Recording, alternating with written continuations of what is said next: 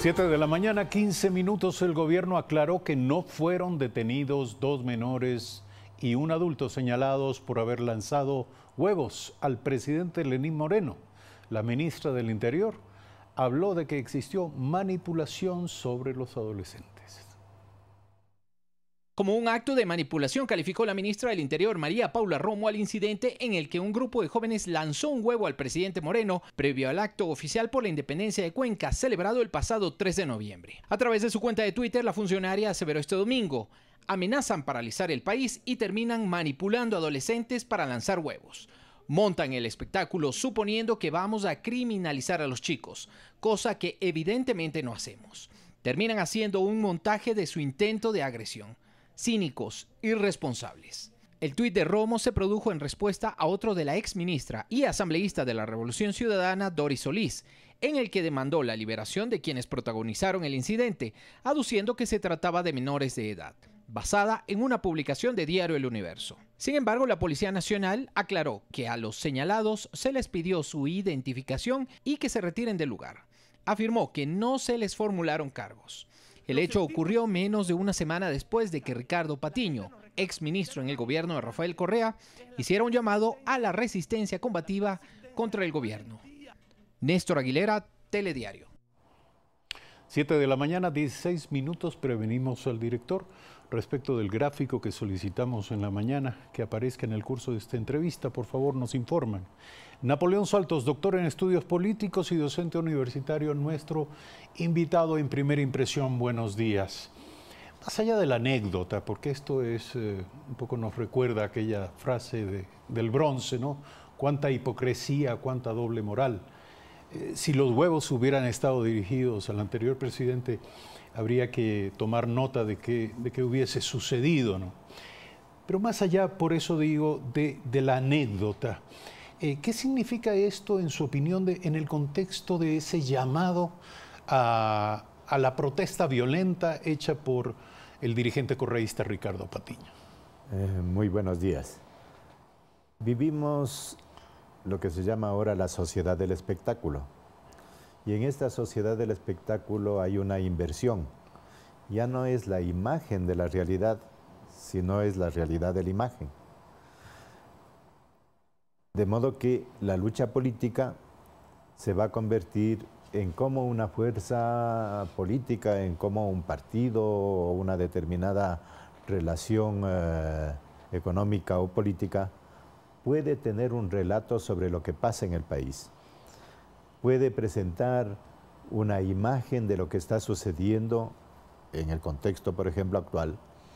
Y ese relato, a nivel no solo del Ecuador, sino de América Latina, está utilizando lo que se llaman las fake news, es decir, las noticias falsas o mejor, falsificadas. El rumor es una de las armas. El rumor se convierte entonces en uno de los recursos para generar un relato, para generar una imagen. ¿Y qué es lo que estamos viendo progresivamente de ciertos sectores? Que se va creando un relato que va apuntando hacia la inestabilidad y la confusión en el país. La medida de esto es sobre todo el tema de la corrupción, cómo quienes son afectados por las denuncias de la corrupción empiezan a buscar mecanismos para distraer de los temas fundamentales.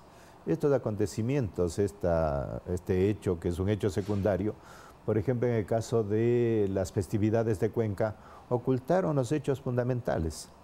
Mientras se centró la mirada en esta noticia de que se tiró huevos al presidente Lenín Moreno, ¿qué es lo que pasó? No se tuvo en cuenta el discurso que tenía el gobierno. El gobierno llevó un discurso de obras a favor de Cuenca, ya sea el aval para el metro, ya sea el tema del agua potable, etcétera. Eso ha desaparecido de la escena. Lograron el objetivo de centrar la mirada en un hecho secundario, en esta especie de rumor, para que no se vea el discurso del gobierno. Pero sobre todo yo diría, hay un hecho clave que no ha salido en la prensa, porque mientras se daba el discurso del presidente Moreno, hubo otro acontecimiento, asimismo pequeño, una semilla, pero que quizás fue el hecho clave que hubiera revelado otro tipo de discurso, la presencia de los Yasuníes reclamando por la ampliación de la frontera minera en el Yasuní. Entonces miremos cómo estos hechos son los que no se presentan, porque paralelamente a los acontecimientos de Cuenca, se estaba dictando, por ejemplo, el presupuesto nacional, en donde precisamente la profundización en el tema extractivista del petróleo es lo fundamental. Entonces, ¿qué tenemos frente a esto? La sociedad del espectáculo nos va a llevar a una imagen, a acontecimientos totalmente secundarios que distraen la atención de los procesos fundamentales y que comportan a un objetivo, llevan hacia un objetivo. Parecería que una de las fuerzas afectadas por las denuncias de la corrupción, particularmente el expresidente, está empeñado en crear una situación de inestabilidad y a través de esa inestabilidad evitar que la justicia pueda operar, especialmente en los casos fundamentales.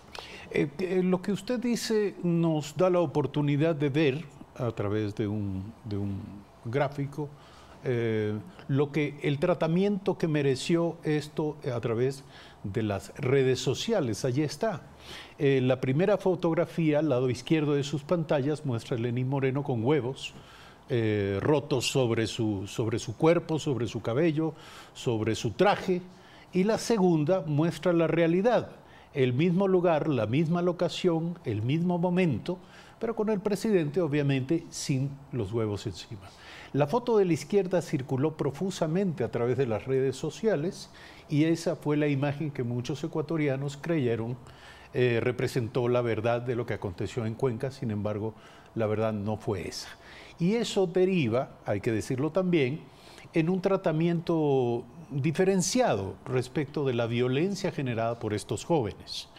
No pasaron mucho tiempo presos, no pasaron mucho tiempo sancionados, no sé qué tipo de sanciones habrán merecido, pero en todo caso hay una diferencia clara respecto de lo que ocurría bajo el gobierno anterior. Bajo el gobierno anterior probablemente habrían estado encausados, no sé, bajo qué cargos importantes.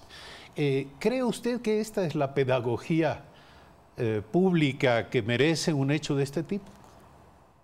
Esa es una comprobación de lo que estamos señalando, como las noticias falsificadas, no solo falsas, fake news sería eso, noticias que son utilizadas alterando la realidad, sirven para un determinado objetivo. Y mire el poder de esto, no solo hay que ver en el Ecuador. Bolsonaro acaba de ser presidente en Brasil y yo diría que la estrategia fundamental ha sido una estrategia de estas fake news, de estas noticias falsificadas, y cómo precisamente las redes sociales se convierten en el escenario de esta disputa. Es por ello que la responsabilidad no está solo en quienes emiten ese tipo de noticias falsas, sino también en quienes las difunden. Y yo diría, como antes nos enseñaban nuestros antiguos, decían que para hablar con corrección había que respirar 3 veces. Yo diría ahora que para reproducir los memes, para reproducir este tipo de noticias y convertirles en virales, habría que respirar más de 3 veces y más bien reflexionar, tener una capacidad de pensamiento crítico para ver cuál es la realidad.